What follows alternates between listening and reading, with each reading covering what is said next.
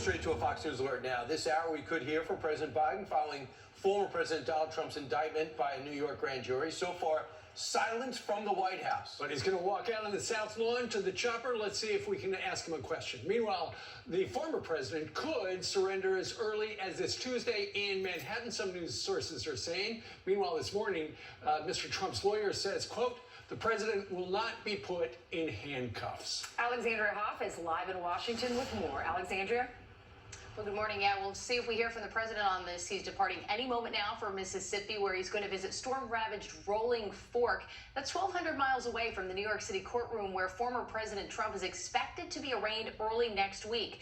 According to District Attorney Alvin Bragg's office, quote, we contacted Mr. Trump's attorney to coordinate his surrender to the Manhattan DA's office for arraignment on a Supreme Court indictment, which remains under seal. Guidance will be provided when the arraignment date is selected. And since it is under seal, we do not know the exact charges. What we do know is that Bragg has been investigating Trump for alleged payments made leading up to the 2016 election, including $130,000 to adult film actress Stormy Daniels. The president has denied any wrongdoing and has responded to the indictment with outrage, writing within a lengthy response, quote, this is political persecution and election interference at the highest level in history. He also called DA Alvin Bragg a disgrace, writing, quote, he's doing Joe Biden's dirty work, and that, quote, the American people realize exactly what the radical left Democrats are doing here. Trump's attorney said last night that there is no crime. He didn't have any information, any evidence, but, you know, again, that was Nazi Germany, that was Soviet Union, that was Communist China, where you pick the target, the person you don't like, the political opponent, and then you find the crime, because there is no crime here. So I'm telling you, there is no crime. I know the facts, I know the law, and I really want to see where this is going to go. You can see there are people in Florida already rallying around the former president, demonstrating in front of his Mar-a-Lago residence. Now, the state's governor, Ron DeSantis, who is considered to be Trump's leading 24 GOP rival, called the indictment un-American, tweeting that, quote, Florida will not assist in the extradition request given the questionable circumstances at issue with this Soros-backed Manhattan prosecutor and his political agenda. Now, extradition would only become a matter for the governor to get involved in if this is contested. The former president is expected to turn himself in. Guys. All right. Alexandra Hoff, thank you very much. Meanwhile, let's bring in the great one, as he is known, from our friend Sean Hannity. Mark Levin joins us live. Mark, good morning to you. Good morning. I got two questions for you to start with, and I know you've got some comments prepared. But number one, do you think this will be televised if Donald Trump does go on trial in New York, because they don't necessarily have courtroom cameras? And also, do you think the former president will take the stand in his defense? You know, Steve, here's the deal. This isn't about the law. This isn't about publicity. This isn't about a headshot and fingerprints and all the rest. People need to understand, in my view, the broader picture is here. 2 impeachments, a criminal investigation, 5 grand juries, a phony case that nobody would ever bring against anybody, another phony investigation in Georgia over the word find the votes, another 2 phony investigations in Washington, D.C. over documents where we would never use a warrant and a SWAT team. If it had been the Reagan administration and I was chief of staff to Attorney General Meese, that never would have happened. Or to try and take January 6th and criminalize what is a purely political procedure under Article 2 of the Constitution. The bigger picture here is, as far as I am concerned, we have crossed the Rubicon. This is a tyranny now. Now, what am I talking about? We want to talk about the niceties of the law, the elements of the law. You can't prove that. It doesn't matter. The law here is dead. They're not using the law. Bragg is not being motivated by the law. Neither are any of these Soros prosecutors. They tell you every day what they're up to. They're up to not following the law. When you have a president of the United States and Joe Biden who says over and over and over again that Donald Trump and his supporters are a threat to democracy, he's sending a signal out there to his mob. He's sending a signal out there to the Democrats in Congress. He's sending a signal out there to their prosecutors, and they've heard him. Pelosi has said the same thing. Schumer said the same thing. The media have said the same thing.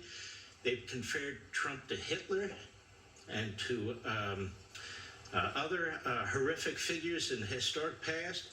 And so Bragg and the others look at their job as taking this guy out.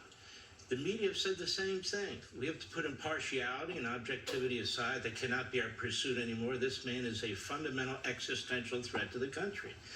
Therefore, we must take him out. And then when you take the environment in which the Democrat Party is operating, which is putting together phony legal memos to go after parents at school board meetings, using SWAT teams to go after a preacher who was protesting at an abortion clinic where local DA wouldn't take the case and nobody would take the case, and they bring a federal case against the man, and he's found innocent in 2 days. I can go down the list. They prosecuted 1,000 people already, January 6th. The U.S. attorney who will not prosecute local crimes, lets 70% of the local crimes pass, won't take them, says there's 1,000 more people to go after. This is a war on the Republican Party. They want to change the voting system. They want to pack the Supreme Court. They want to pack the Senate. The borders are wide open to change the demographics of the country. This is exactly what I wrote about here. That's what's going on.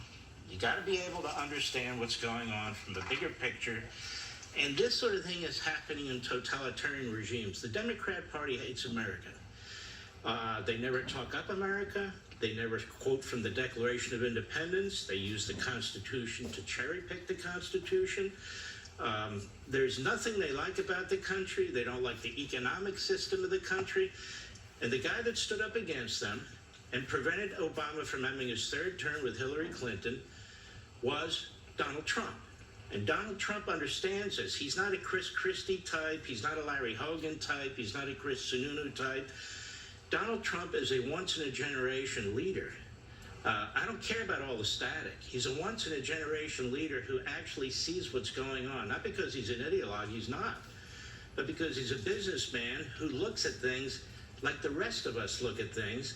We have Republicans who run for office, and they stay in Congress for 10, 20, 30 years, who do nothing. This man did a lot. And so the Democrat Party wants a one-party country. It wants a one-party system. And it has done the final thing that you do when you put the nail in the coffin of a republic, which is take the law and use it against the law. So I could sit here and break down the laws in Manhattan. I could sit here and break down the laws in Georgia. I could sit here and break down the laws about the Presidential Records Act and the Espionage Act and all the rest. That's not what's happening here. And it's not an accident that this happens in Democrat cities, with Democrat judges, with Democrat prosecutors, with Democrat grand juries, and that's the way it's going to work. And the Republicans better wake the hell up. We need to circle the wagons. We need to understand what we're up against. This is much more fundamental than some phony rogue case by a phony rogue prosecutor who was installed by George Soros and the Democrats. This is much bigger than that. So to answer your question, I don't give a damn about the processing that goes on in Manhattan and all the rest of it. You know, people quote a lot and they don't know who they're quoting, and that would be Beria. Beria was one of the great genocidal maniacs of all time. He worked for Stalin. In the end, he was executed himself. And it is Leverity Beria, who is a massive, ruthless killer. And he was the one who said, show me the individual and I will show you the crime. And this man was responsible for horrendous acts. This country has now become a tyranny in many respects. And the American people feel it. The American people know it.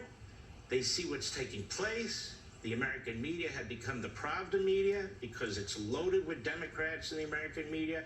And look, even Fox, Conservative Talk Radio, OAN, Newsmax, under constant attack, under constant pressure by sleazy lawyers, by sleazy, phony journalists, because they don't like the competition of ideas, period. They don't want the competition from the Republican Party and conservatives. That is what's going on.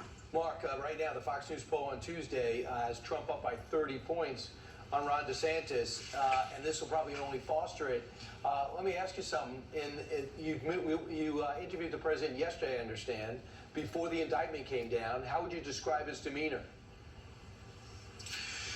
And I went back afterwards because I was invited to dinner. This is a remarkable man. I mean, would you be able to eat after you were charged like this with a phony prosecutor? He was very congenial. He was very strong. He was there with the former First Lady, and his son was there, Don Jr., and they couldn't have been. This is a real family. This is a very close family. If you saw the president and Melania together, they are tight as can be. They are strong as can be. He's a very decent man. He cares so deeply about the country.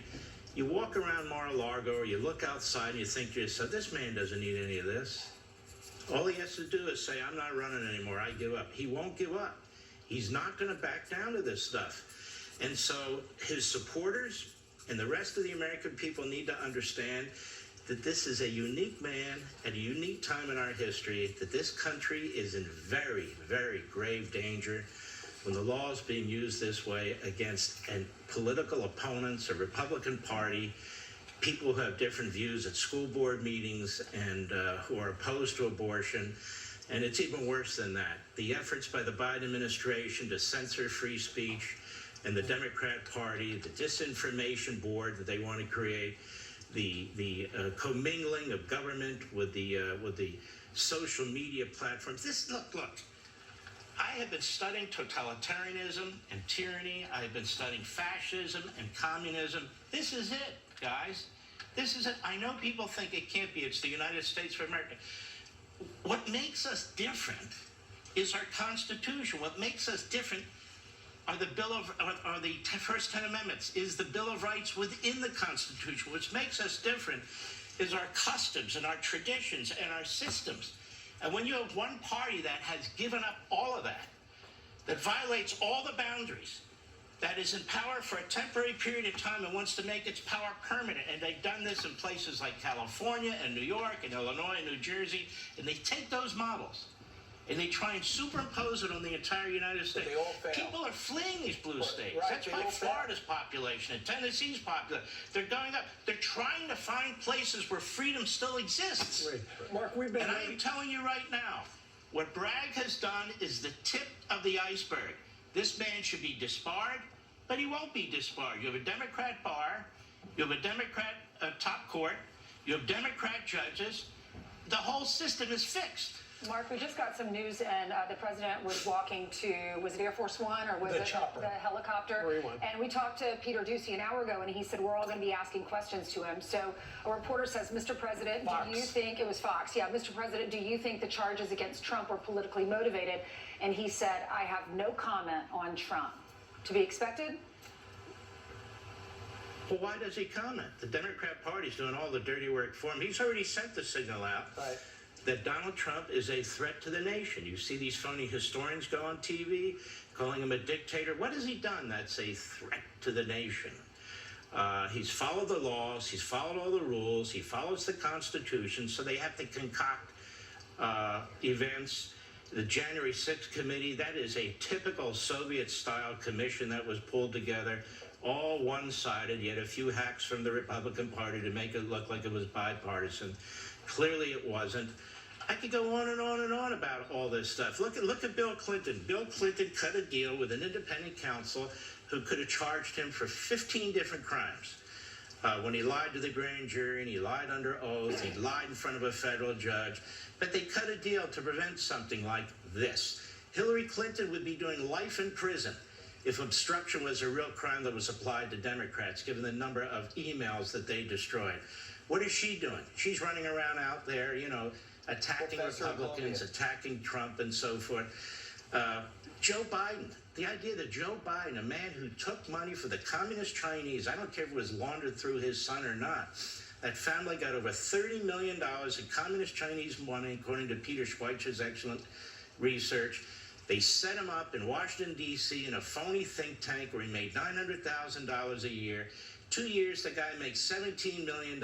He's been in the Senate his entire life. He can't put 7 words together, and he's paid for speeches. And we all know what's going on here. This is corruption through and through, and that's the way it works.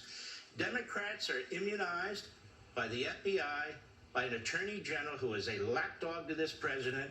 They have their U.S. attorneys in place. They dragged this guy, Jack Smith, back from The Hague, who was humiliated by the U.S. Supreme Court in one case in a unanimous decision that threw out one of his cases, and humiliated by a jury in North Carolina when he went after John Edwards.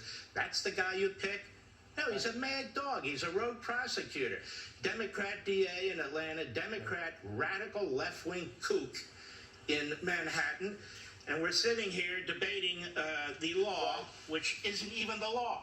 Right, and It's not the just law. amazing. The federal law doesn't apply.